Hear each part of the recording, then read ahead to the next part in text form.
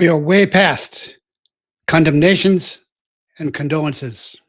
We say we are one nation, but we're not. We are two very different peoples. They call us racists, bigots, sexists, fascists, and their favorite, threat to democracy.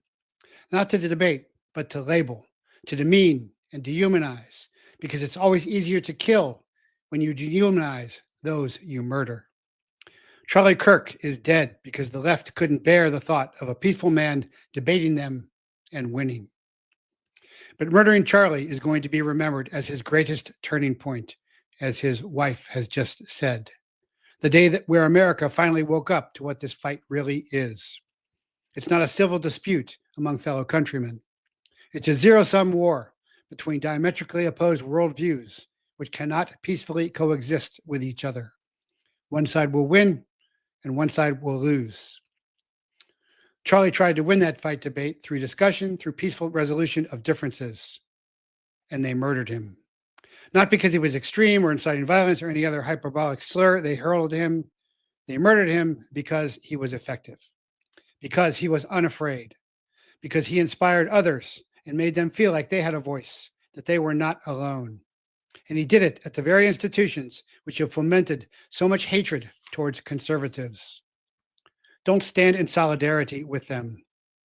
Defeat them. Defeat the Satanists whose sacrament is murdering babies in the womb and raping children. Defeat the Zionists who put Israel before America. The left does not understand what has happened. They ignore scripture, fallen human nature, and history. They have no morals, so they lack a Yamamoto. They are neither geniuses nor giants. They don't realize they have awakened a slumbering David and filled us with terrible resolve.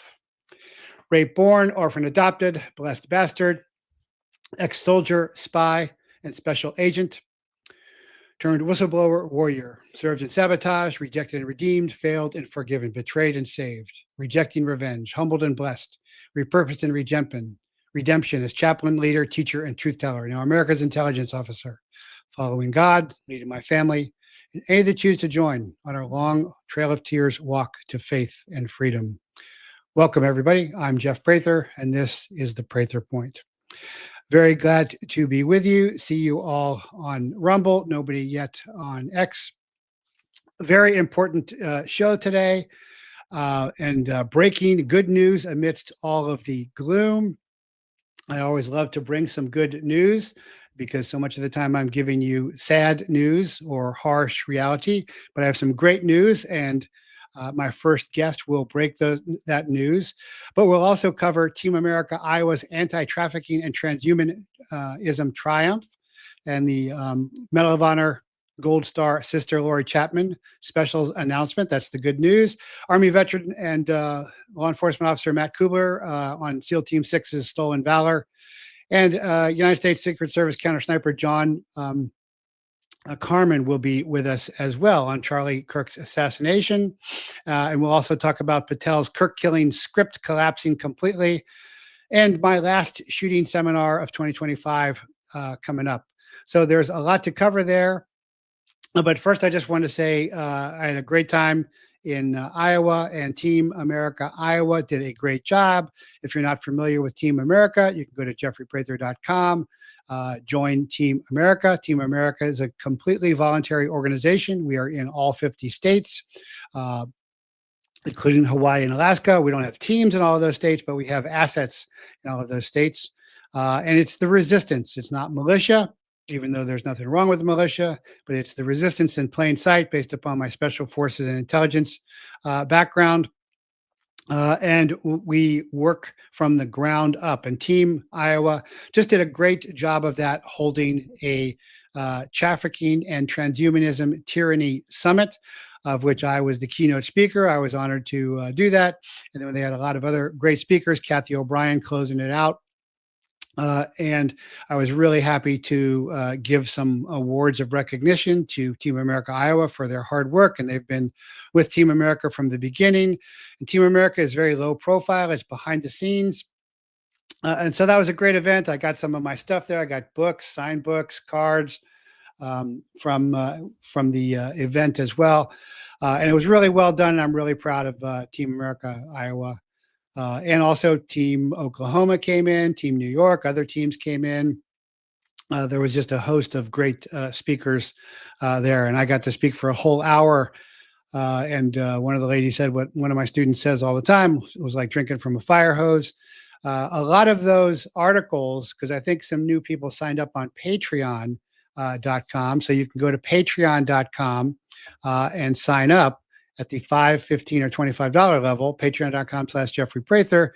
And so I think some new folks who were at that event were furiously taking notes and iPhoning, photographing my PowerPoints, all that stuff, my PowerPoints, and all my notes and resources are back up and republished on patreon.com, either at the $5 or the $15 level, depending upon the resource as well. So anyway, thanks very much, and congratulations to Team Iowa for putting that anti-trafficking and transhumanism seminar together. That was quite a bit of work on their point as well. So I wanted to also acknowledge a really important article from Alan Stevo. When you say no to a face mask, it is so much more. When you say no to the death jab, it is so much more. When you say no to your child wanting something bad for him, it is so much more. When you say no to your neighbor, when he starts talking about things you do not want to be a part of, it is so much more. When you say no to a stranger misbehaving in public, it is so much more. You're an adult. You live in a free place. Freedom is not free. It costs. Every society needs order. Every society will have order, or it will not be a society. It will have order through civil ways that society can do that, or will have order through the point of a gun. Those are the choices. When you say yes to a child who needs to be told no, it is so much more. When you say yes to a stranger misbehaving, it is so much more. When your bold presence and your calm authority is needed everywhere you go, there may be penalties for that. In fact, that is almost what people say when they bring up penalties. Well, the fact is, you bring up penalties in response to my insistence that you do the right thing is simply proof that you're among the problem. You are among the fearful Americans. You fear what someone will say to you. You fear what someone will do to you. You shirk from your responsibility so that you can live to fight another day. You shirk from your responsibility so that you can have peace in my day. The coward is a moral cheapskate. He is unwilling to spend the capital. He's unwilling to spend the capital it takes to build an upright society. But he wants to live in one. But when he is called upon to build that society, all of a sudden he has nothing to offer. Behaving yourself does not cut it. An upright society is not formed by simply behaving. And we as a society that is not upright, and it needs very much to return to being upright without a totalitarian to bring it back in place. Because then freedom is lost. Freedom is lost if we turn all over to the government strongman and ask them to build it for us. When tasked with that work, you say it is just too expensive. You're just too busy. You profess freedom, but you show an unwillingness to do what it takes to return to freedom. You're the one who has been the problem in a free society, because without your willingness to pay a price, there will be no freedom. The way you behave impacts how the world around you treats you. I say this all the time in my dojo kids class. The only person you can change is yourself. But when you change, everything around you changes. That's how the world works.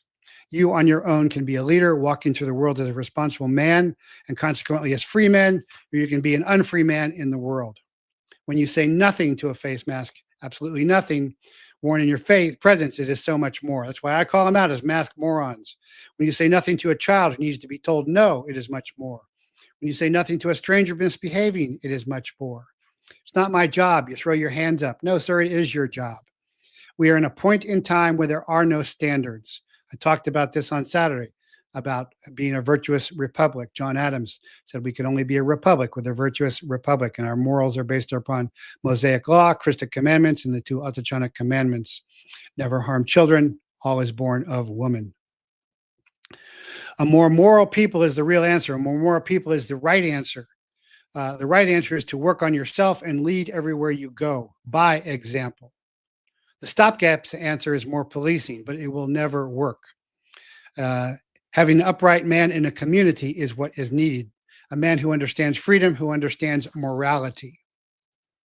When you know that something is right or wrong, you need to speak that openly when aberrant behavior presents itself. The time for coasting in foundations built a century or more has passed. We don't even need to know who shot Charlie Kirk. We just know it is bad. America is in a dark, dark place. America does not need Trump, nor does it need another man to save it. America needs Jesus, Yeshua, and America needs men who will stand up and stop letting everything around them fall apart. You can lead in your midst, or you can watch those around you be led by the worst of influences. The choice is yours. Charlie Kirk's body is in a casket because Americans lost the ability to identify evil and denounce it in their midst. What comes next in your life is up to you. You can't change the world, but you can shape the part of the world that you interact with. And so that's why I'm saying you can join Team America. You can join the chaplaincy, christchaplaincy.com. You can train with me in HMAC or in the Bujinkan via patreon.com. But you have got to get off your couch, get off your butt, and get involved. That is the reality of what is happening. So I also want to mention, of course, my great sponsor, and that is the satellite phone store, sat123.com, sat123.com. You can get in Marsat for $89.95 a month for a 2-year contract, or you can get Iridium for $95 a month, the phone free as well. It's really important to have that option as well. And of course, up there before I had a banner for teamamericacoffee.com. Great coffee. My wife and I always wait for that to arrive every month as well. So I see Walker, you get Sue Girl on there, several others. Yeah, love the good news. Glad to hear it.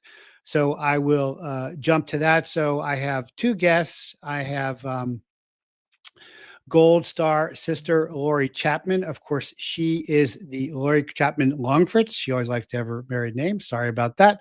And so she's been a guest for a long time. Before she was on a lot of other podcasts. And it's been a rough road. Of course, her brother, John Chapman, is the U.S. Air Force Special Operations Combat Controller who saved everyone at Tucker Gar, and who is the only posthumanist Medal of Honor recipient ever to be recorded by FLIR, by Forward-Looking Infrared Radar, and it is memorialized. And you can see it on YouTube. I've played it before. You can read the book by Dan Schilling, Alone at Dawn. And we've also talked a lot about how SEAL Team 6 and Slabinski, codename Slab, have covered up and stolen John's Valor. But we do have some good news, and I wanted to bring Lori on to announce that, especially in these dark times. So, Lori, great to see you again. Hi, Jeff. How are you? I'm doing good. How are you? Are you doing better? Yeah, can't let anyone get you down. Don't let the bastards grind you down. Yes. Exactly. Well, so please tell the audience about the good news of what's happening. Well, finally, the book came out in 2019, Alone at Dawn, and finally the movie's going to be made based on our book. That is awesome. And who is making the movie? The director is Ron Howard.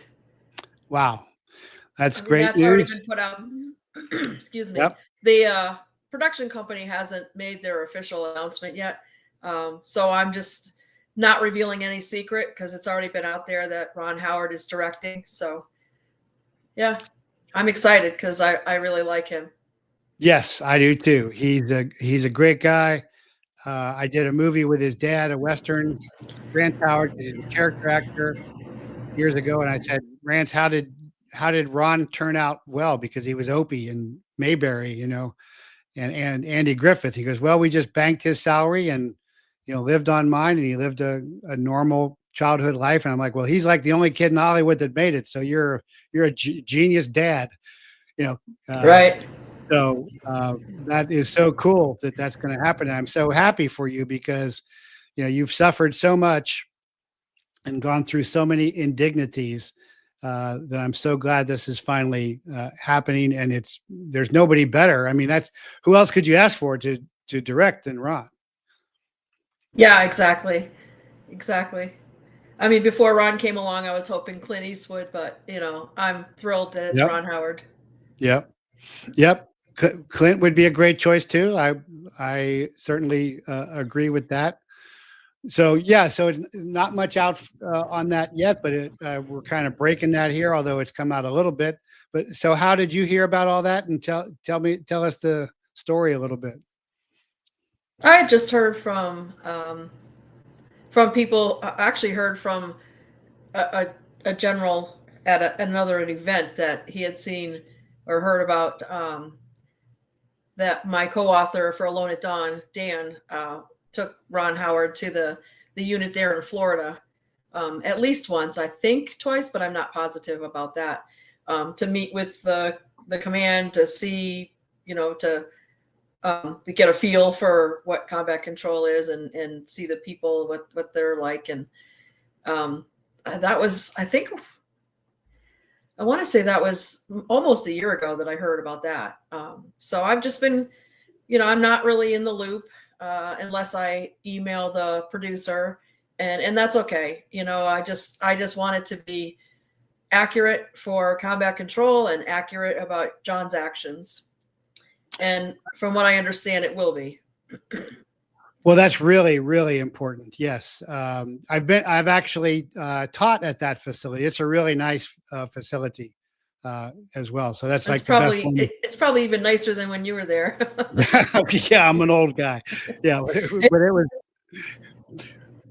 they had that, whatever that thing is they pass around, they steal from each other. I forget what that thing is in the team room there. They had that at the time as well, because I got some good friends who were PJs. Nice. Well, that's good. That's great news to hear. You want to say who the producer is as well, or any other names you want to name drop? Or our producer is Ron West. He's with Throughline Entertainment or Throughline Productions. I'm not sure what. So yeah, but they're pairing up with a very large production company. Actually, it's kind of two. I don't know if they're combined or if they're two separate ones, but this is going to be a major theatrical release. It's not going to be like a movie that goes directly to Netflix or anything like that. It's going to be in the theaters. This is a big deal. This is a big deal. Yes. Yep. And so you're assured that they are going to tell the whole story correctly. I mean, I don't have any insight into that. I don't have any input into that. Right. I just hope that that it's true, that it focuses John and combat control.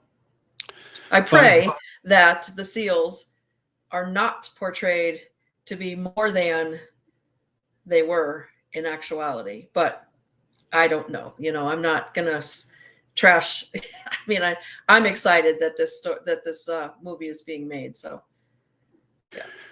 Well, so that is a very interesting point, and I want to bring on Matt KUBBLER, who is an Army veteran and also law enforcement, and your good friend, to address that issue as well. So, Matt, thanks for waiting, and welcome to the show. How we doing? Hey, Matt. What's up, sister? Well, I think we're doing better. I mean, I'm just so glad after Lori has just been kicked in the stomach so many times over the years, that this is happening.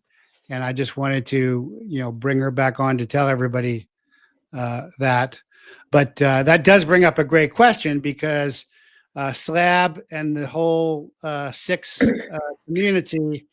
And if you all don't know, Slabinski's SLAB is code as call sign, really stole all of John's VALOR, and the SEAL team covered that up. and they're still standing by that, even though he's been called out in national media by really even the conventional media. But if this goes, I just don't think, I don't see how that can hold, because it's two different. The citation is basically stolen from John. You can't have two guys doing the same thing. And so I think this movie is going to really put a lot more pressure, or maybe I'm just still too idealistic. What say you, Matt? Well, I think it's got a lot of potential. Lori and I have been in this fight a long time, her longer than me, with naval special warfare and big Navy and the SEALs individually. And it's very disheartening sometimes when you expose truth and you expose facts and you expose corruption, and then you sit and wait for somebody that's in power or has the ability to affect change to do so, and they don't. So it can be disheartening at times. But what I think this does, I've always been a big proponent of the more eyes and ears, the more hearts and minds that you can impact, the wider the truth can travel, right? So obviously for 23 years, the unaccepted truth by the government and the Navy is that what really did happen, which was John was a hero. And the Navy's version is that, well, Slab was too. Like that's kind of their, but Slab was too. And that they refused to give full credit to John and sort of let this duality of heroism live in the space that it doesn't truly exist. And, with stuff I've been doing on behalf of Joe Price, Commander Joe Price, and his death, and other SEAL stuff that I've had to talk about in order to get people to pay attention to him. And then also being a support person for Lori, we have a documentary film that's in development, and that's going to be a very heavy John Chapman theme. And we're not going to put that out until after the movie, which will help the movie have its own. It's not like my documentary is going to outshine Ron Howard, but it gives it the it'll bring a lot of great interest, because there's always, after something big comes out, they want to see more. They want to see behind the scenes, and so you'll really get the truth. So the truth will out in that. That's great to hear. That's really good. Well, even more good news. Yeah, excellent. Well, we have a little side problem, and Lori and I and Rob Harrison and Eric Deming got a voice memo from a retired SEAL named Mitch Hall. Mitch has supposedly been in development for a documentary for 8 years, yet to put one out about Roberts Ridge. And to give your audience, and he was never even there. Right.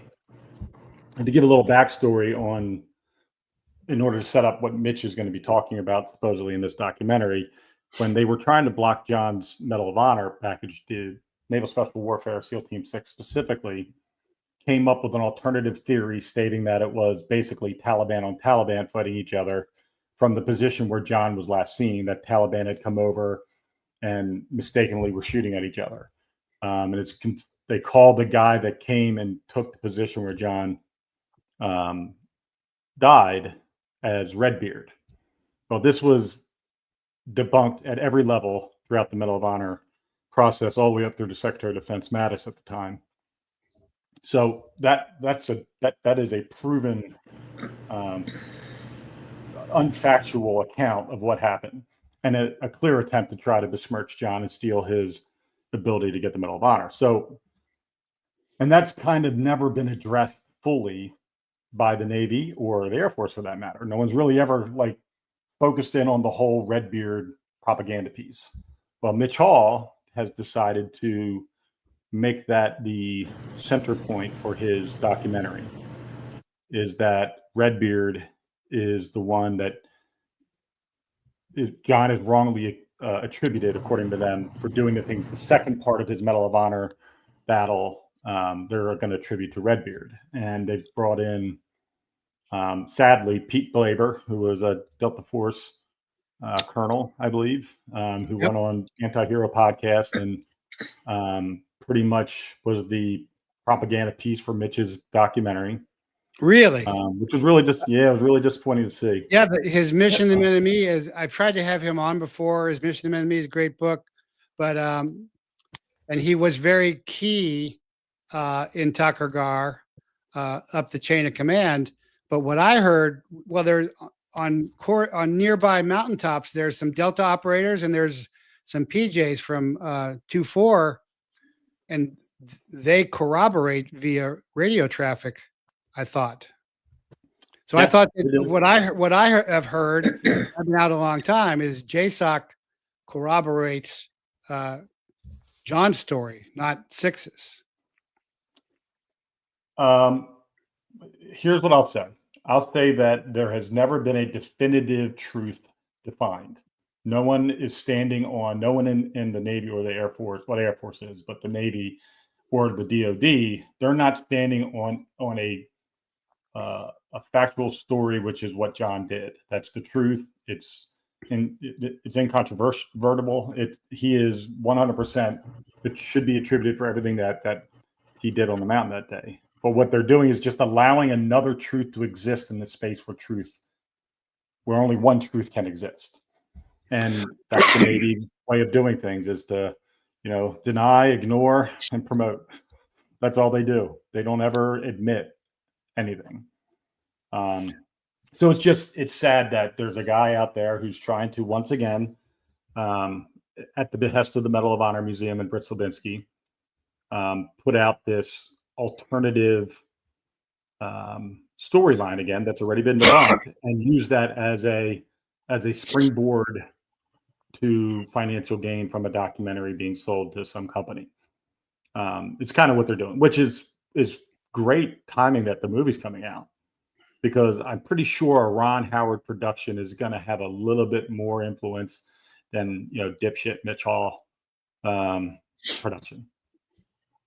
Yeah, well, and the whole thing fell through. Remember, Lori, with Jake Gukendall, whoever, Gyllenhaal, and then he made that stupid Covenant movie where he's an SF guy wearing a JTAC placard, which I've never seen. I've seen SF guys with SEAL tridents, but I've never seen a SF guy with a JTAC because they're so small. AFSOC is just so small. But I was wondering if that was some kind of tribute, since he backed out or whatever happened with that. Yeah, I don't know exactly, because there was another director too, and I don't know his name, but they both backed out for they just said for other projects, whatever. I guess it happens all the time. I'm actually happy that happened. Yeah. I would like to just quickly go back to something you said pretty early on about how I've been receiving one gut punch after another, and I would like to just kind of expand that and just say it's not just me, it's not just our family. This gut punch that they keep giving us over and over again against John and against our family. It's not it. It should be a gut punch to everyone, to the military, to John's combat control brothers, to the ST community, to Americans, that these people who are, deserving or undeserving, individual by individual, heralded as heroes just because they have Navy SEAL after their names or before. That should be a gut punch to the American people too, that holy crap, we blanket, admire all of them and believe that they're all so upstanding and honest, and they're not. There's a group of them that are not, and it's a larger group, and it's growing. And this is why Matt and I want to talk. But so I guess my point is, it's not just me, it's not just the family getting punched in the gut. It should be everyone in the country, everyone in the world. Everybody thinks Navy SEALs and they're wonderful and they walk on water, but as you and I and lots of people know, only one person walked on water. So, and it sure as heck wasn't them. Yeah, no, that I mean, I tell people all the time, inside the community, the SEALs in the Spec Ops community are looked at as the worst.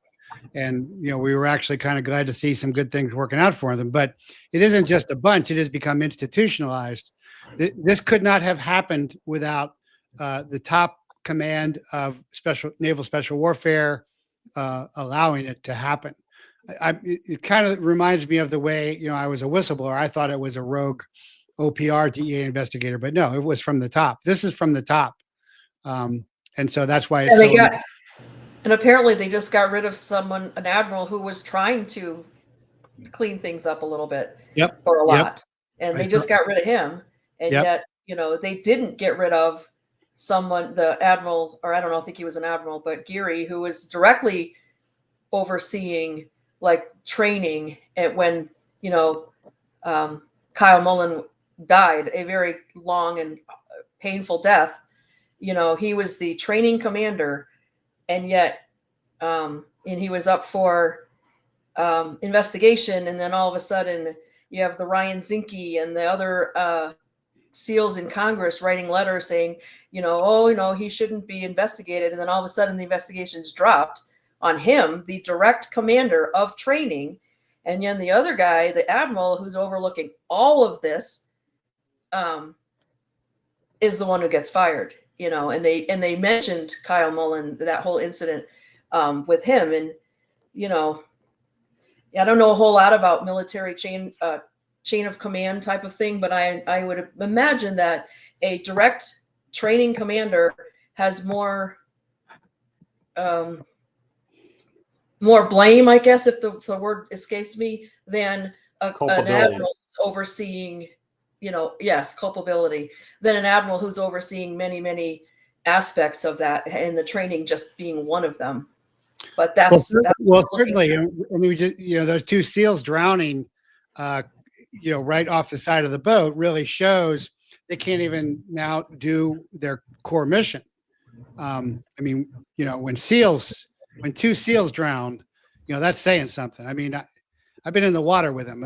You know, you can't hardly keep up with them. But that just shows how corrupt the whole thing has become. So I think this is really an important inflection point on beginning to change that, because, you know, this will be big and great. And however it portrays, then the documentary that you and Matt are going to do will do more. And then there'll be more following that, and there'll be more people, you know, waking up. Plus, I think, at least from my feeling, and I'm really not inside the community anymore, but I think there's a lot of outrage, you know, throughout the community and throughout the special operations community about this. At least that's my feeling. I don't know if any of you guys. I want to touch on something real quick. Just I wanted to add on so that people understand what Lori and I are up against, specifically with John. When Lori and I went down to the museum in Dallas, the grand opening, and we went in, she went in with the family thing, and then the next day was friends and family that I was able to get in. With Lori, the night that it was just family with the big gala and President Bush was there, and it was just a big ordeal. I was outside on the grounds having conversations with people and handing out pamphlets, explaining to them the issues we have with what happened with John and the lies and the stolen valor, and how the museum is propping up a liar and Britt Slabinski.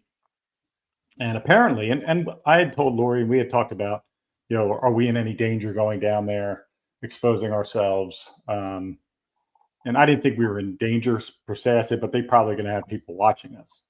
And sure as shit, Mitch says in his message to me, because he's an idiot, he just can't stop himself, that because I told him I wasn't going to participate, and he said, that's okay, you were the least consequential of the group. And I said, then why'd you ask me? But he said, and don't worry, I don't need anything from you. I've got the video of you handing out pamphlets and talking to people out in the crowd. So that means we were being watched, and that's how much inside too. Yeah, inside too.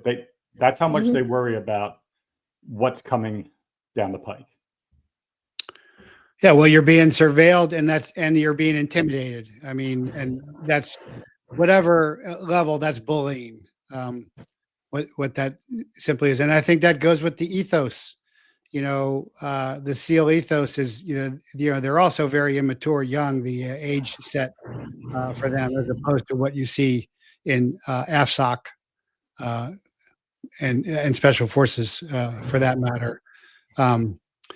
But Yeah, but most of the people that we're dealing with are older. They're retired. They're in their 30s. oh yeah, They're in but their, I mean, they haven't. They've never matured. yeah, there is that. Yeah. I was, I believe, surveilled at a little job I had downtown. There were some guys that came in, individually, who didn't fit. They didn't fit. I got a feeling, and I have photos of them. I have photos of another guy who was outside, who I think was there thinking I was working, and then didn't expect me to pull up.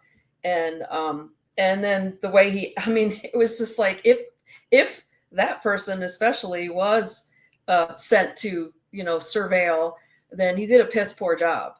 As soon as he saw me, it was kind of like, oh, it was a dead giveaway. Like, oh crap, now what do I do? And then he starts looking in a window in an empty building. It's like, okay, sure, dude. So I have photos of these people who may or may not be part of it, but I'm convinced that they are. And so this is the stuff that they do, and they think they're so slick about it. Yeah, well, they were caught driving over the objective. They like back in the day when the Phillips thing went down. Some of us were happy because they had just screwed up so much for so long, because they say that they're as good on the land as they are on the water, and it's simply not true. Lone survivor is a I think all of that stuff is coming out. That Luttrell was a patsy and lied. The Chris Kyle stuff is coming out. The Jocko, the Mike Jaco stuff. It's across. At least it's on YouTube. It's across the board, as opposed to in the old days when we just knew it, among ourselves. So I see it as osmosis, as a process of osmosis is moving from inside the community to outside to the larger public. And I think that'll really, really happen, with the movie and then with the documentary. At least that's the way I see it. Does that make sense? Yeah, I had conversations recently with a SEAL who's very connected in DC and very connected in a bunch of different circles within the DC political sphere. And he assured me, because he knows that I'm trying to get Job's case overturned, Job Price's case from suicide to murder. Pete Hegseth has seen the evidence. The Secretary of Defense, when he was at Fox, he said to me that it definitely wasn't suicide and that a suppressor was used to kill him. Well, Job didn't have a suppressed weapon. The one he was holding that was planted in his hand was not suppressed. So he knows that I have that information, and the SEAL, and Pete knows I have this information. And I'm trying to get them to do the right thing, quietly change Job's death from murder to suicide, suicide to murder. Let his pension, which was 6 months from him being eligible for his pension when he died, be released to his wife and daughter, because they withheld that. And then we go away with it. Like it won't be no fanfare, no nothing. And I've offered that exit to a bunch of people. And anyways, the SEAL tells me that, and that he's trusted, that things are moving in the direction of transparency and clarity, whether it's transparency like telling the world, or transparency at least admitting behind the scenes that there are things wrong and fixing those things. And asked me to hold off on the Hegseth thing, which I will, but not for very long. And we have to be boots on the neck most of the time, but we also have to do it strategically, right? Yeah. Can't swing for the fences on every pitch. So, The movie coming out is a big deal. It really just is. It's in light of what me and Eric Deming have done to the SEAL community for their You transactions. know what? Next time you talk to Eric, ask him to come back. I've emailed him several times. I have not got him to come on. I've tried to get him on. I don't know. He hasn't done many. It's probably been 8 or 9 months since he's been on a podcast. So I don't know if he's decided to. He's just maybe gun shy by now. Yeah, I mean, they're hard. I mean, he got a lot of shit for the things he said, and all of which are true. But anyways, I believe that the TK stuff wouldn't have happened. The Tim Kennedy stuff wouldn't have happened if we had not done what we did. Because the people that exposed it were the people that we exposed the SEALs on their shows. I don't think the John Shrek McPhee stuff would be out. I don't think a host of other things that are forthcoming that I know about wouldn't happen if that not happened. So I know what we're doing is working. Yeah, no, I think it is too. I think I can see it working very clearly. Yeah. And the movie will be the thing that we hope is like the final big spotlight, like, ta-da. Yep. We're fucked up. Yep. Our special operations are fucked, but there are heroes amongst them who are willing to do the things that John Chapman did. Yep. And I mean, that's the most extraordinary heroism, of all the Medal of Honor actions, that you could, imagine. I mean, basically he's killed twice and saves everybody twice. So, well, that's fabulous. Well, I'm so happy for you, Lori, and I'm so glad, Matt, that you're standing by there as her advocate. And, I've had that role in the past, and I know that's a lot of work. And please keep us informed of how things go. And we'll have you back as more happens. And I'm looking forward to seeing you on the red carpet there, Lori. Yeah. Okay. What am I wearing? I'll just go get something. You're gonna have to go buy something fancy for that. JCPenney. It's all good. I don't need that. But I really, really appreciate Matt and Rob Harrison and Eric Deming. We all support each other in this whole thing. Obviously my main focus, I don't even know if it's my main focus anymore, is John and how he's being crapped on and disrespected and dishonored by that group of Navy SEALs. But any chance I get, I talk about Joe Price too. And it just blows my mind as a human being that Matt has proven with independent professionals who don't know each other, proven that Job was murdered. And yet how in the world does the Navy or the DOD, SecDef, whatever, not say, this needs to be looked at, this needs to be reopened? Like, I don't get it. So any chance I get, he supports me, I support him. And Rob is awesome at his expertise is supporting me with John for the most part. But I just appreciate, I'm using that word too much, but I love all of them. We all just kind of support each other.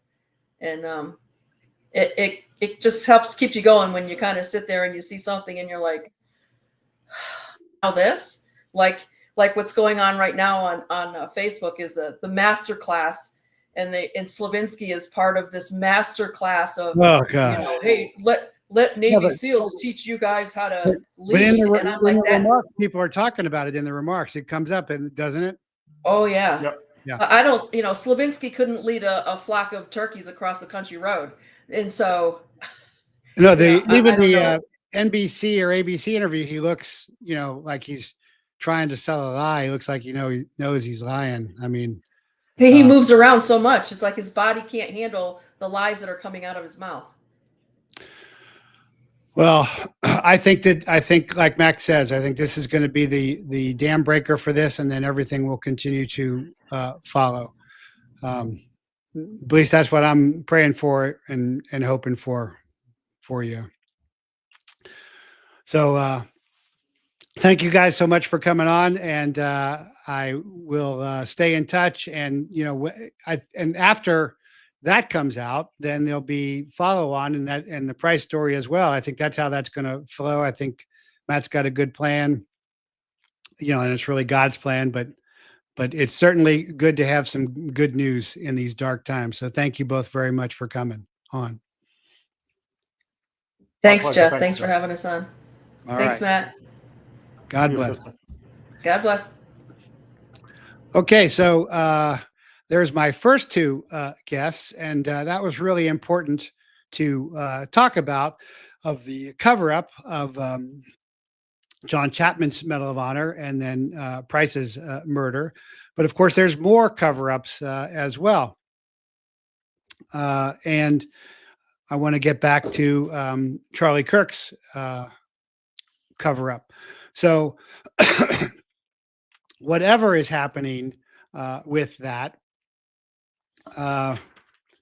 make sure, let's see here. Let me do something here. So whatever happened with the Charlie Kirk assassination, first of all, it is real. It is not fake. And I have taken an oath to block or shun anyone who does that. I just did that with somebody this morning because that disrespects his memory and his poor wife and children. But what's very clear is the FBI official story is garbage. It's a lie, and it has fallen apart completely. There's a lot of false flag indicators. The official narrative has completely collapsed. And hold on, I'm trying to get my guest here.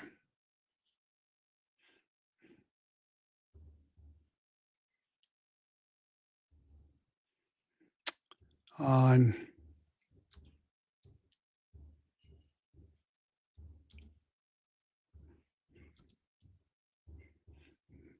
Oh, to have an engineer again. Anyway, so this is the usual pattern of destabilization, media manipulation, eroding public trust, leading to draconian solutions. The FBI and the DOJ via Trump want $58 million more, as if more money is going to solve anything there. And it certainly is beginning to look like the video footage is AI. And my good friend Mike Adams has put out something about that in particular. But let me see if I can bring my guest on here. I don't know if this is working. Nope. Oh, there he is. Yeah. Okay. I was it was my fault. So I've brought Secret Service counter sniper John Carmen back on to discuss this because he has a lot of expertise. We've been talking about over the weekend about this, but we're going to delve into that a great deal. But whatever the truth is, it's real clear that the official narrative that Patel is pandering and is not the truth at all. Exactly what the truth is, I think we're working through that, but it's now looking like it is definitely a team effort, definitely an inside effort. But I want to get John's opinion on all that. So, John, welcome back to the show. Oh, there we go. Good to be back. Yeah, I think I could contribute to your last guest on a different level sometime because I was raised in a military family, top secret bases, transferred all over the place, like San Diego, Texas, then Japan at Atsugi. That's where Oswald used to hang out. Joke. Then NWC China Lake, and I know a guy named Robert Tosh Plum Lee, who we would talk about stuff in the drug smuggling aspect. But then later he changed his tune and started talking about Dallas because he apparently was in Dallas. But I investigated drug smuggling. I arrested people on China Lake, and there were military people that got killed or suicided because they're involved. So just Yeah, to add into that. my big informant started running dope when he was in the Marine Corps, when he was putting in grounds, when he was landing one C-130s were landing out in the desert, putting in GSR ground surveillance radars, and he was loading up dope in my big whistleblowing case way back in the day. Yeah, I know all those stories too. And that was before I was Secret Service, and then later went into U.S. Customs 15 years, became a whistleblower. And now I've gone back and forth. It's like I'm a total whistleblower because I'm the guy that interviewed Hinckley in front of the White House in '76. So you can imagine why I haven't gotten invited yet to go get my presidential award thing. Yeah, you're still waiting on that, huh? Yeah. My phone's hot and ready right now. Yeah, I can me take too. that call right now. Yeah, me too. Well, so Right? you interviewed Hinckley, and you also, I think the last time you're on, you said it was a flechette weapon that shot Reagan. Do I have that right? That goes back to the CIA operation. Hinckley was still stalking Ford and Carter. I left after Carter at some time because I was tired of the mistakes they were making back then. Now it's so obvious that they're making mistakes and all the other things. And I can go back to Butler, PA, but Hinckley shot Brady, Delahunty the cop, McCarthy the agent, and that's it. He ran out of bullets. The other thing that hit Reagan when he had his arm up, hit him between the ribs, was a flechette about the size of a dime. That came from an air pistol or an air rifle gun, allegedly operated by a guy named Felix Rodriguez, who was a very close friend of some guy named Poppy Bush. Felix Rodriguez was the CIA agent there when they were torturing Kiki Camarena. The DEA agent who investigated Kiki's torture and murder. He had done he was a Cuban national, if I'm not mistaken. Well, he changed around, but I'm shocked because it's been a long time, and I worked at U.S. Customs from '83 to '98. I kept turning down Calexico left and right, but I finally ended up getting sent over there on an assignment because they already knew my background, Secret Service. I met Kiki Camarena, one of the guys that was his buddies in high school. Yes. One of the guys he went to school with introduced him to me. He came over to the port of entry, introduced him, and I remember him today. He's like 5'9", barely 5'10", clean shaven at that time. And he was an ex-Marine. And yes. We would talk a little bit, and I used to go on ride-alongs, DEA, Border Patrol, Customs, interdiction, air interdiction, all these things, because I wanted to round off all my experiences because I knew everything, literally. But I was very upset because I was getting death threats right around in 1985. I got some heroin. I got death threats on my enlisted phone number. That was the same time we had Operation Kiki Camarena under Reagan. And you remember that guy, what's his name? Oliver North. Yeah. No, Oliver North. Yeah, because that's when I was working the Contra thing. I wasn't DEA yet. I was Special Forces. But yeah, I got called in. I had to take off my plain clothes, cut my hair, put on my Class A's and Green Beret, and say that we weren't doing anything illegal like Ollie North was. Well, you probably heard of Kiki, not Kiki, but Celly Castillo. Victor Borroquez is the DEA special agent who investigated Kiki's torture and murder, and he found out. There's even a documentary on Amazon now, Narcos. And you can see the cops. One of them you can see is totally possessed for what he did, and then he figures out that there's this other guy under a code name, under a pseudonym, and it turns out to be Felix Rodriguez. Well, Felix has a book called Shadow Warrior. I just recommended it to a Mexican Hispanic male at a taco place. Shadow Warrior. He's still trying to get the book turned into a movie. He's still down in Miami with a $25 million home. I think he's probably living next door to that other guy, Vladimir Zelensky, except the prices have gone up. Yeah. But I had to get transferred back to San Diego because of the death threats. So I know Sully Castillo, DEA, and Oliver North. The nasty story was 3 people came forward as witness security that were still protecting 3 guys in the millions of dollars today associated with that torture and slaying. So, and I've also seen the family when they would come through. I met the family when they would come through. There's another relative, I won't be very specific, transferred out of the area as a judge somewhere else, and that's out of Calexico. So all these people are generating out of this one area in the desert. It is full of corruption, folks. I'm telling you. Well, that's the plaza. That's the corridor for all the human trafficking, the drug running, and the gun running. Right. It's like saying the Laguna Salada. But let's switch to go ahead. The flechette gun, because people watching of course, with the assassination, Charlie's wearing a plate. And people were thinking that it hit the edge of the plate and then went up into the neck.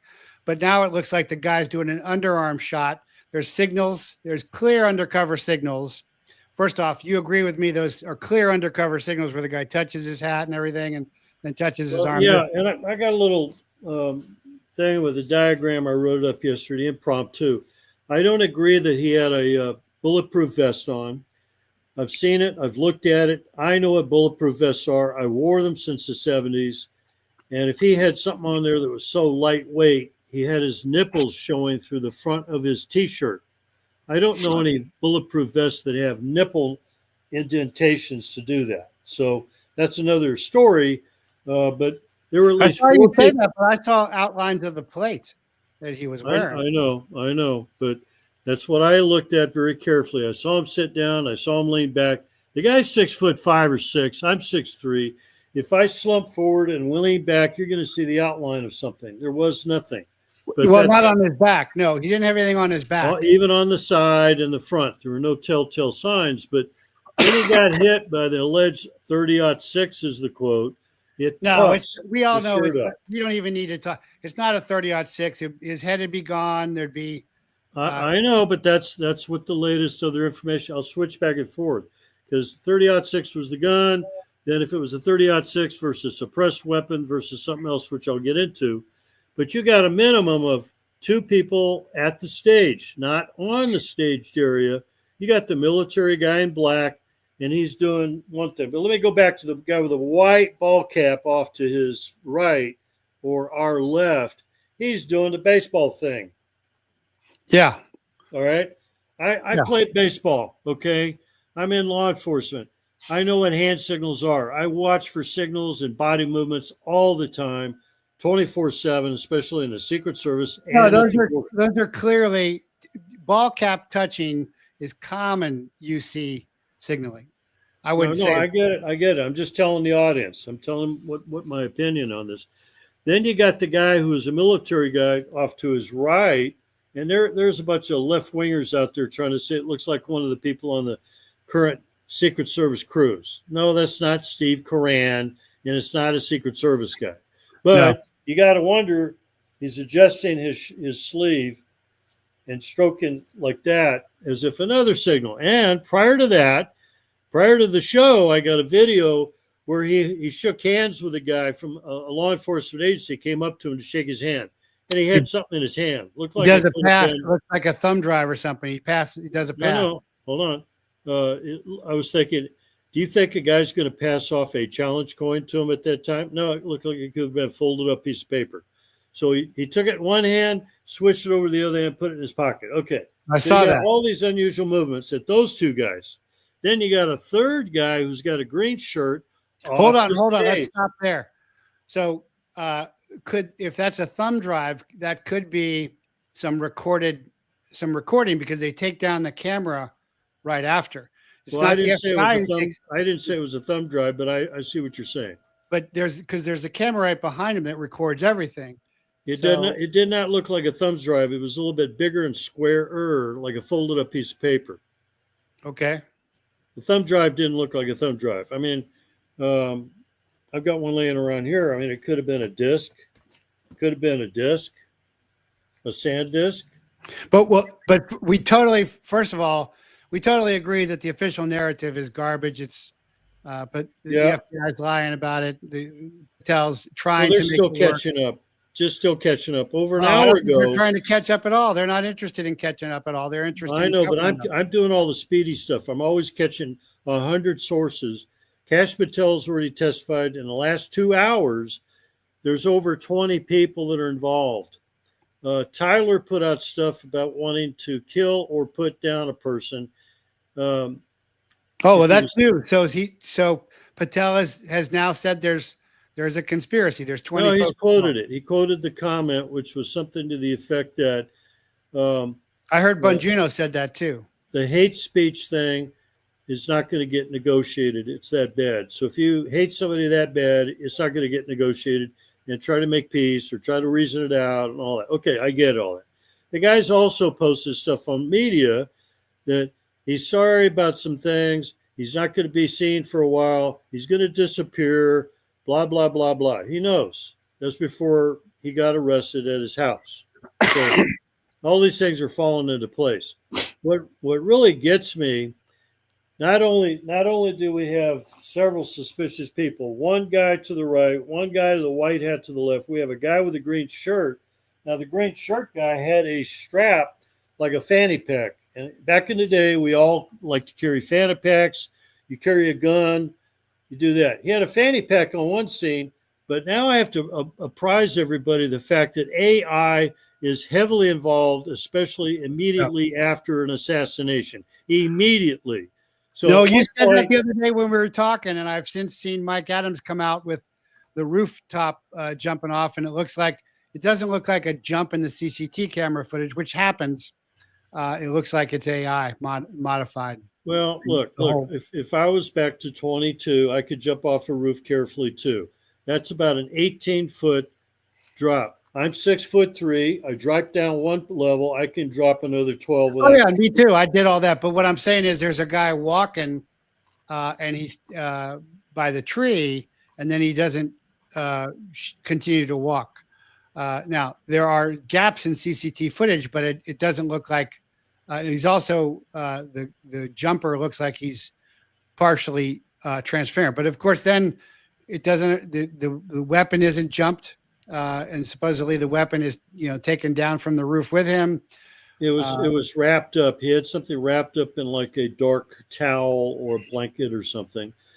The problem is amateurs and people who don't have any training whatsoever assume too many things on what they see. They don't know the practicality. They've never done it like you and I have done. They don't get that. But I wanted to work up to this slowly so we can pause it after the thing. The guy in the green shirt has a backpack, fanny pack, pulled around to his backside. Then at one point, he's making a movement and he has his hand under his armpit. Now I'm going to take this little thing. It looks like a cell phone. It's a solar battery powered pack, but it looks like a cell phone, doesn't it? Yeah. You take that and you slip it under there. They just think it's a cell phone. He's holding on to a cell phone. But that's going to lead up to my last piece of intel that I sent you earlier, which is not a cell phone, but it looks like it. And supposedly shot it from under his armpit and then put it away and then turned and walked away real quick.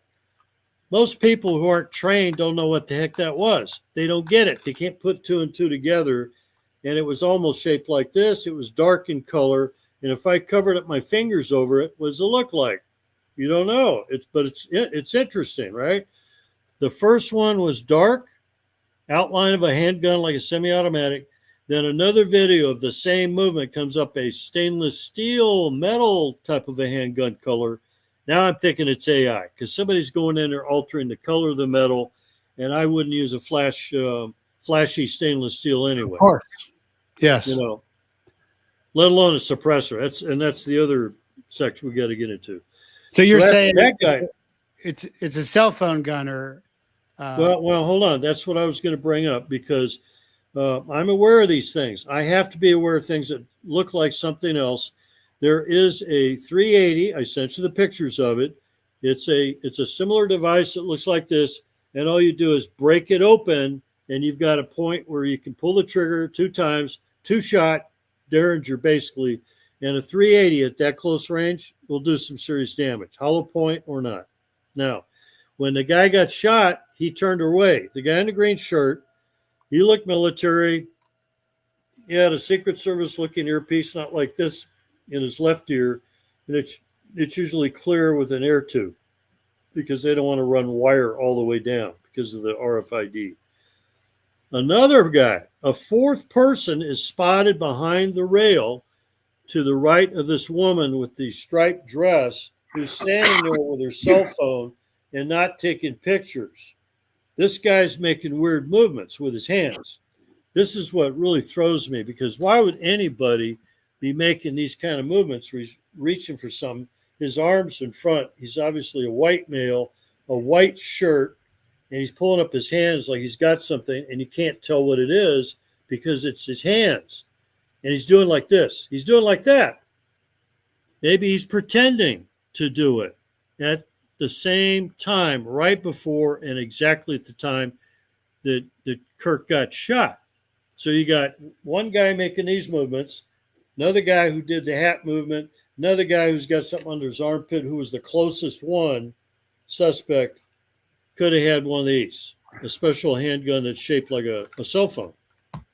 And so with that cell phone, which is a Derringer, there's no slide it's going to catch, because that's not correct.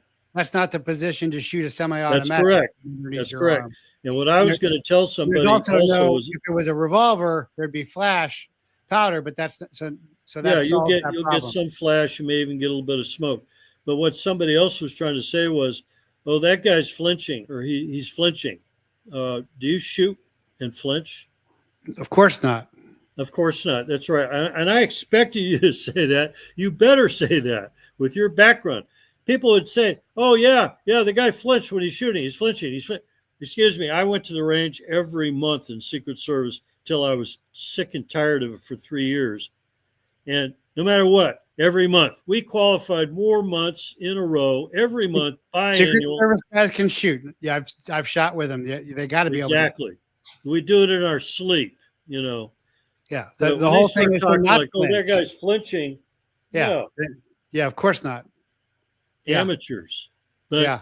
So I've identified 4 people. It could have been an electric gun. It could have been a needle gun, a flechette gun as well. Could have been something more exotic as well. Well, that's good. I'm glad you brought that up too, because there's a kinetic and a flechette and the electric thing. And they've got those things that'll spit out dimes left and right, and they'll do just as much damage, just like the flechette that hit Reagan. They had to go in twice on x-rays. They couldn't figure out what it was. It was not a bullet per se. Twice. Nobody, including McCarthy, who's dead now, nobody wanted to talk about it. That's it. They covered it up. Because it's such an exotic weapon that would be coming out of somebody's Q shop or Toys R Us shop or bike shop, depending on the agency you're with. Those are the different names. Well, remember John Malkovich played an assassin in The Line of Fire with Clint Eastwood. Yep.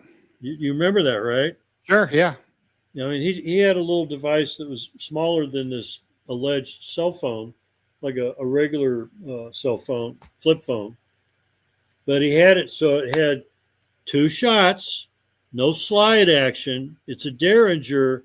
Once you pull one trigger, it automatically goes to the other part, just like a high standard. You know, a high standard. Yeah, sure. 22 Magnum. I carried it off duty too. I carried everything. I carried all kinds of stuff. But they showed where this guy would take it, shoot it. It's all plastic, which means it won't show up on X-ray. He could smuggle it in anywhere except for the ammo. That's it. The ammo's separate. He had to disguise it. But the key thing is those are detail guys. That's echelon elite security or exactly security. The detail is on it, but the detail, it's ex SEALs, and there's a lot of connections to Israel and a lot of Israel funding. And it's now come out very clearly that KIRK had already questioned October 7th. I broke that it was a stand down, a 7-hour stand down. General Flynn confirmed that, but he was also beginning to chafe at his Israeli donors. And I think Candace Owens is going to break something more about that as well. Yeah. No, just to be clear, I protected the embassies in Washington, all of them. One night shift at one night shift at another, on nights, days, or midnights, doesn't matter. So I protected the Israeli embassy. Those guys were really top notch too. They were paranoid. They'd have a guy come out on a midnight, even in the dead of winter, to go out and check a vehicle to look at his lug nuts and pretend he's looking at his spare tire or something. And I'm standing right there and I'm going, hey, come on, I'm right here. It's all clear. Nobody's in the area. There are cameras everywhere. Everywhere, Jeffrey. Just like on the border. Yeah. Well, let's go back to something else. There is, you said there was the guy in the audience which was mimicking, maybe shooting, but there's also the Zinn guy who calls out, I shot him. George Finn or whatever his name. And he showed up at 9/11 and everything. He's a crisis actor, clearly, and has now confessed that he did do that to detract and distract. That's the word. That's the word. Distract.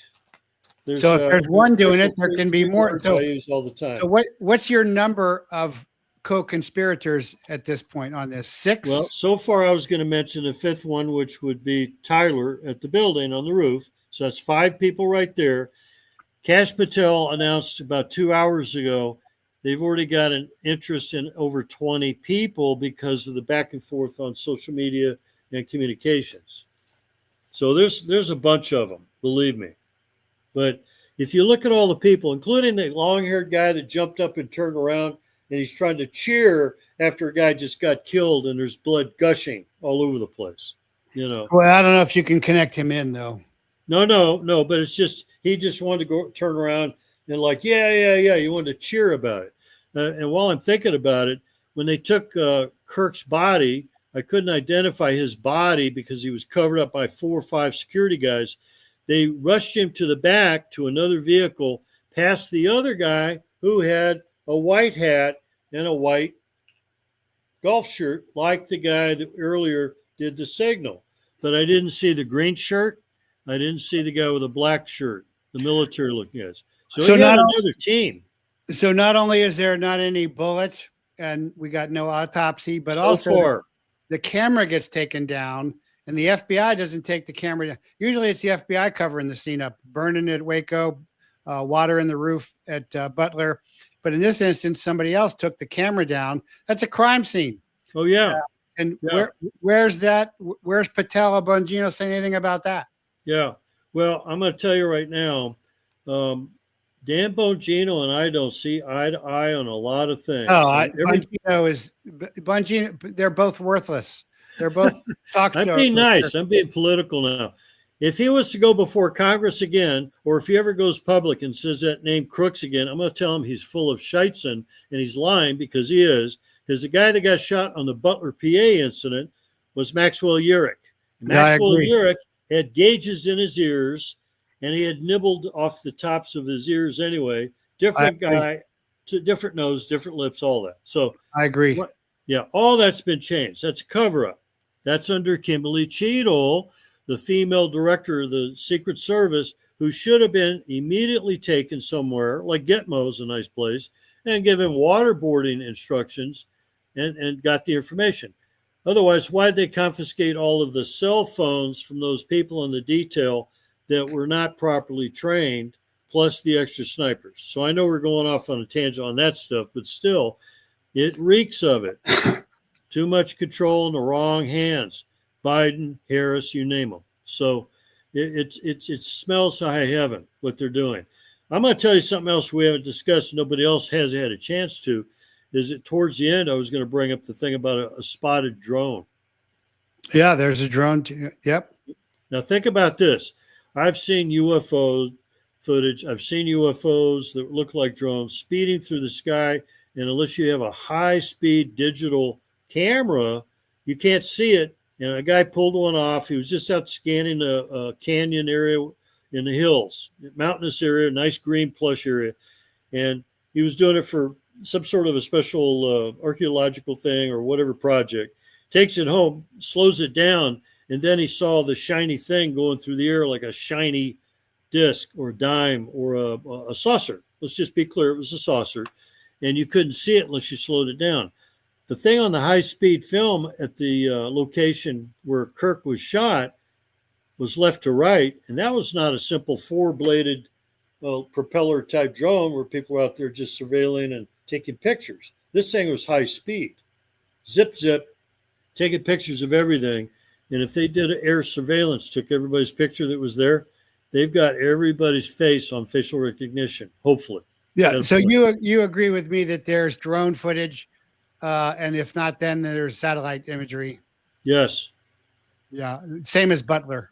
Yeah. It's scary what they don't tell you, but they can use it as a special tool to pull up and debunk or diffuse the information, which are the AI people that come in after the fact to you were right about the water. You were right about the AI, but it also pertains to the guy going off the roof, because there's a guy walking by and he disappears halfway through, Right.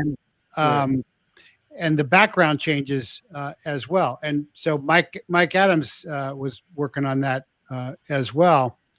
Well, if you look at somebody who's on AI and my lips are moving, AI will give away and you'll catch the telltale alterations. I read lips. I have to read lips. Right. That's why if I see if it's out of sync, I'm not saying Mary had a little lamb. It'll be off sync, and then maybe the whole thing will glitch real quick. Amateurs don't see it. But also the shadows. Yes. The shadows on the building. He gets shot about noon. The shadows should be short. They're not Should be short. straight up almost. Yeah. They're very long. So I mean, this is definitely. Well, how many surveillances have you heard of where they send out the drones? They all do. Yeah, sure. I met a guy at the Comedy Store in La Jolla in San Diego years ago in '91. Sam Kinison was there, and it was a guy off to the right of me, and we're talking very friendly. So I let it out. Oh, yeah, I'm working at the border, blah, blah, blah. So he asked me a question about using drones in 1991. He's asking, can they smuggle? Have you seen any? And I lied to him, of course. Says, oh, yeah, we could cover that. We got everything covered by electronics and everything else. So he was trying to get me to admit to, oh, no, we don't have the capability. Never happened. I'm not gonna say that. That'll compromise the operations. But that's in 91. They've been using drones a lot longer, but now they become like a deal now. I used to catch people outside this apartment complex where I live, and some Middle Eastern guys basically flying his camera away, and I had to complain. You can't fly drones that take people's pictures. It's illegal. It's peeping Tom type stuff. And you can go up to about 300 feet, which is 100 yards. And there's a 500-foot limit, I believe, under FAA. So if it goes above 500 feet, then it requires all kinds of restrictions. You got to have it numbered. It's got to be registered with the FAA, just like an aircraft, that kind of thing. So, unless it's military. You know. So do you agree with me that the most likely suspect here is Israel and Mossad? There's 250 visiting U.S. legislatures right now in Israel being shown around, and Israel is whining and dining them to get them to pass boycott, divestment, and sanctions anti-Israel. Correct. Law. Let me give some background to that too, because I do support what you say. Years ago, when I was off on a customs thing, 1995, 98, 99, I found out that a lot of our people in the United States, like Michael Chertoff, have been dual citizenship with Israel. Yep. Anybody who's a U.S. citizen and is at the highest level of government, congressmen, senators, presidents and vice presidents, or high up agency people are not supposed to be dual citizenship or owe an allegiance to a foreign country, let alone England, because, okay, so it conflicts with our national loyalty thing and stuff like that. You take an oath of office and a loyalty oath.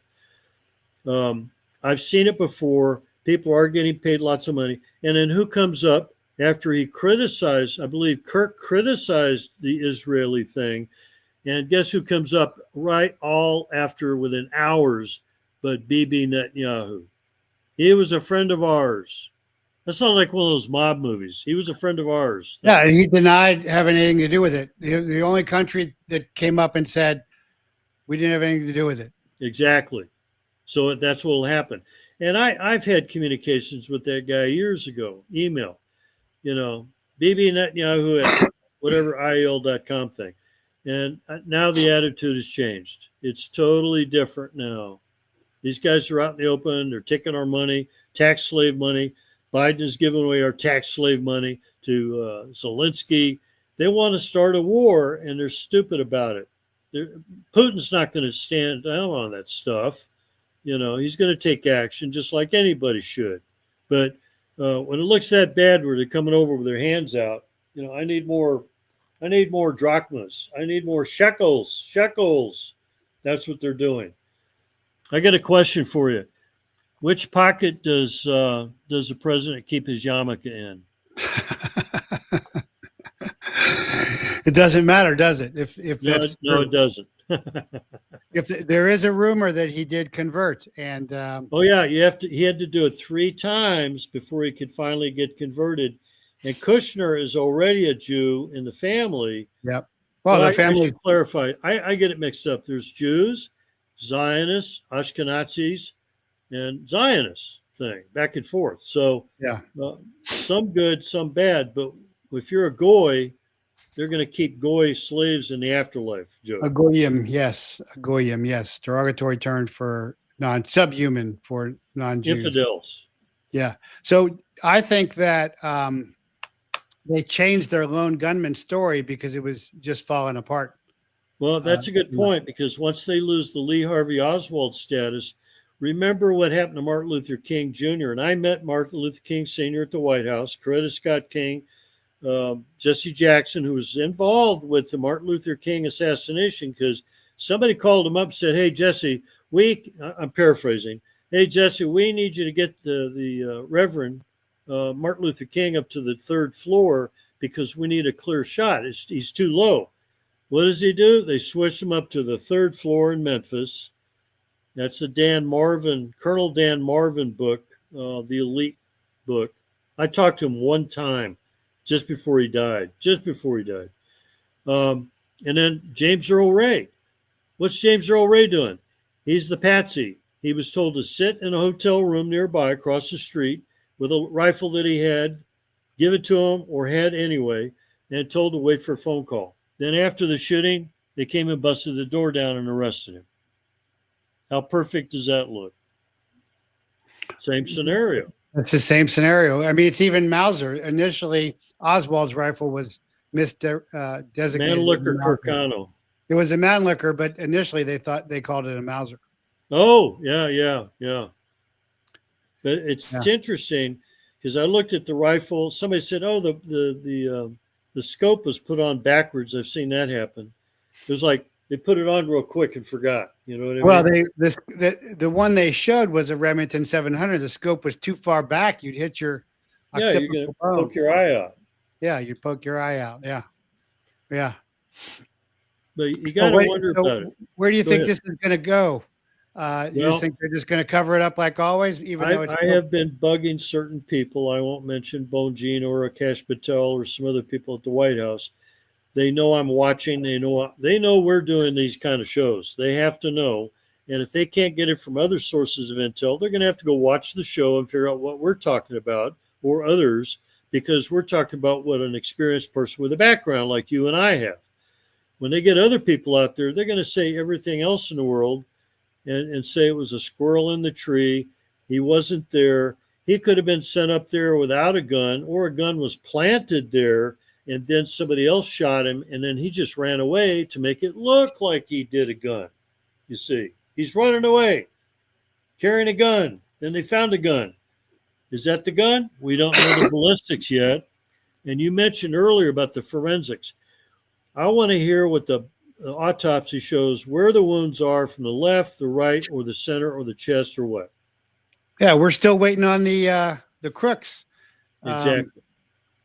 But I think the vest or the plate, the metal plate, goes along with the underarm shoot, that it hits the inside of the plate runs along the plate and then comes up to the neck. That's that's a little extravagant. I mean, I've got a vest over here on a chair in a bag that's so big. no, not a vest, a plate, a metal. No, plate. I get it. I've got the plates too. I've got the insert plates, but let me be specific. A regular heavy duty armored plate is heavy. It's going to be 5 to 10 pounds. That's heavy. No, they're not that heavy today. Excuse me? There are lighter ones. There are titanium ones that are not that heavy today. Oh, no. I'm leading into that. They're pretty thin. They're pretty thin. I'm leading into that. So the technology, like you're alluding to, is the fact that they've got plates that are very thin. It's high-tech technology. And if it hits it, it's like armor plating, but it's very thin, thinner than your second chance vest years and years ago back in the 70s. Then you get up to Safari Land. I think I've got a point blank. Still got a second chance. No, and I got a point blank, stuff like that. But it's not Kevlar, but it's a mixed Kevlar with a metallic thin material that's coned like the cone of a bee cone. It's got like an octagon shape. So when it hits something, it'll trap it and block it. But the trauma alone is another problem. Because, guys, I knew a guy in a DEA got hit in the chest, and he got hit with a 45. He survived it because he had his vest on, but the trauma gave him a nice bruise. Yeah. Either way. But a lot of people don't understand. Remember, the second chance had a front panel and a back panel. So if I was to raise my arm, I'm going to get hit on the side.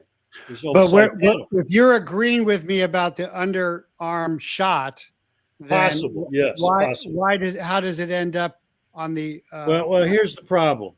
If he got hit from the front, from Tyler to the front, the shirt puffs up. Now, a lot of people don't understand. They haven't been to the range. If you get hit with a bullet, where's my prop big pin here? You get hit with something like this, it's going to cut into you, and they think it's going to explode in the front, cut a wide open gate. No, it's just a little tiny hole. That's it. Listen, I was on the North Portico 10 minutes after the guy got shot who jumped the fence. Guy was a black guy. He was a taxi driver, Charles Plummer. That's the guy's name. He carried a pipe.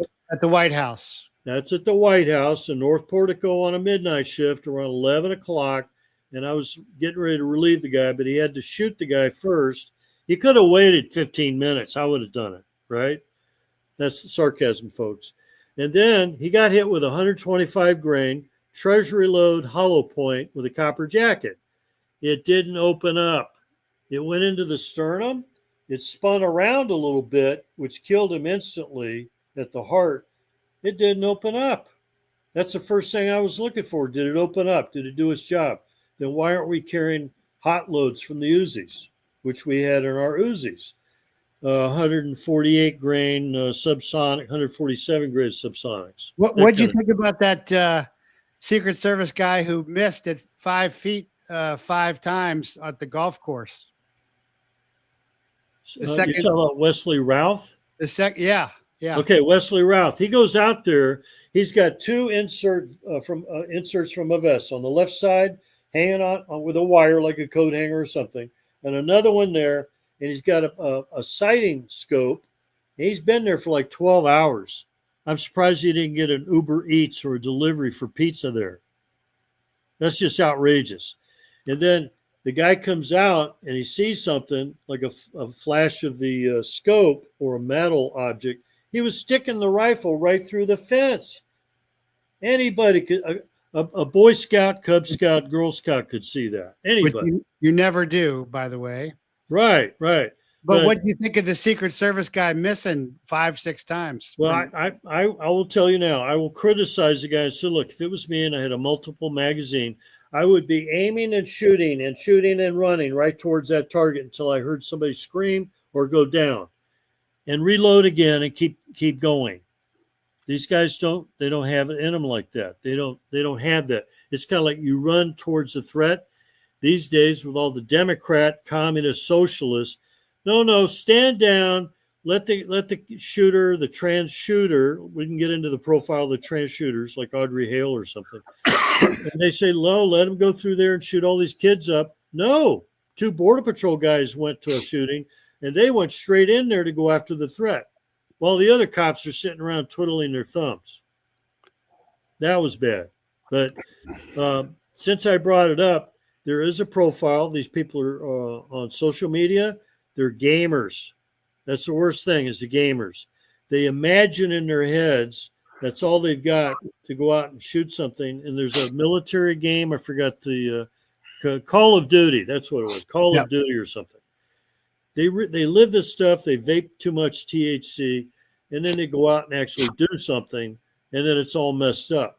Now, Audrey Hale, they could have captured and got alive and interrogated her or interviewed her, and instead they called for a separate guy as a shooter designated that day to go in and shoot her dead. And his body cam did not have the usual information: officer's name, date, time, minutes, seconds running, blah, blah, blah, blah, blah. None of that. It was blanked out. Why? Because they didn't want us to know. You know what I mean? So they've got an agenda, and they've got these, what do you call those? Their papers when they write up their little agenda thing. Scripts. No, yeah, but not beyond. There was another name. It was a fancy, like Ted Kaczynski had one. I trip up on those sometimes. But same thing as a profile, same one. Transgender shooter, transgender. And the guy that we're talking about, Tyler, was rooming with a transgender. So he empathizes with him. And then the other guy that I saw probably in the last 6 months to a year, they had the ammo, which was engraved transgendered type ideology, that kind of stuff. Yeah, I really question the kid's ability to engrave brass. You'd have to go to a little bit of trouble to do it, unless they sat there with a magic marker, maybe, or something. But fingerprints. And remember the Mandalay Bay shooting? I analyzed that on another radio show years ago. I think it was around 2017. And the guy that was shooting out of the hotel wore gloves. Well, that guy got interrupted, shot by two other assassins, killed him. Then they knocked out two peripheral windows at a 40 to 60 degree angle, different part of the building. And they're shooting at the crowd down below. 300 people got shot, and they think it was one guy. And I said, no, it's automatic fire. It's continuous. Definitely. Unless the guy's got a 1,000-round banana clip or a barrel to his AK or whatever. But, well, John, we got to wrap up, but thank you so much for coming on. We'll have you back on. As I like these. It's quick and dirty. Get as much out as possible. So, all right, brother. Take care. All right, man. Take care. Okay, so I think really important show today. Lots of information there with some good news. And also I wanted to remind you that I do have my last in-person training seminar, October 18th, Tucson, Arizona. For more information, call 520-977-5868. It's 520-977-5868. It's a 2025 Beginner Summit for HMAC, Handgun Martial Arts Center, my martial art. So new shooters, especially around the Tucson or Arizona area, learn to shoot faster in a crisis, stack the odds in your favor, disappear in a gunfight, and have safety. That's Saturday, 8:30 to 5:30. Or you can email Lewis.r.Breton, Lewis, Louis.r.Breton, BRETON @gmail.com. So that's what's going on for manifesto. Now you say it, manifesto. Two of you guys say it. He was trying to think of the word there. You may have noticed, no glasses. Got my cataracts done, and I am back to 2020. So I think that's pretty cool. Anyway, thanks for listening. Keep Charlie Kirk and his family in your prayers. And remember, Rome lit streets with burning Christians by the hundred, but now it's the Catholic capital. Aztecs sliced out, still beating hearts by the thousands, but the free tribes are still here. Nazis skinned Jews to make lampshades, but synagogues still stand. Tribal Africans were sold in slave ships. Now their ancestors captained the American fleet. Modern women murder their own unborn, but each year they kill less. The Nahash still sizzles in the electronic knowledge tree, and the dragon wars openly on the lady's genetic seed. But the Didache for apprentice Christians opens with, there are two ways, the way of life and the way of death, and they are vastly different. The way is hard, the path straight, the journey long, but those who were last will be first. There are still crucifixions, but they no longer line the road to Rome. The Colosseum celebrated carnage is gone, but the mob still ravages and rapes, but underground and on isolated islands, warehouses, and mansions. The devil and its worshippers are still here, but out of style. Human nature is unchanged, but human civilization has, because the Savior's secret is succinct. The more vulnerable we become, the more invincible God makes us.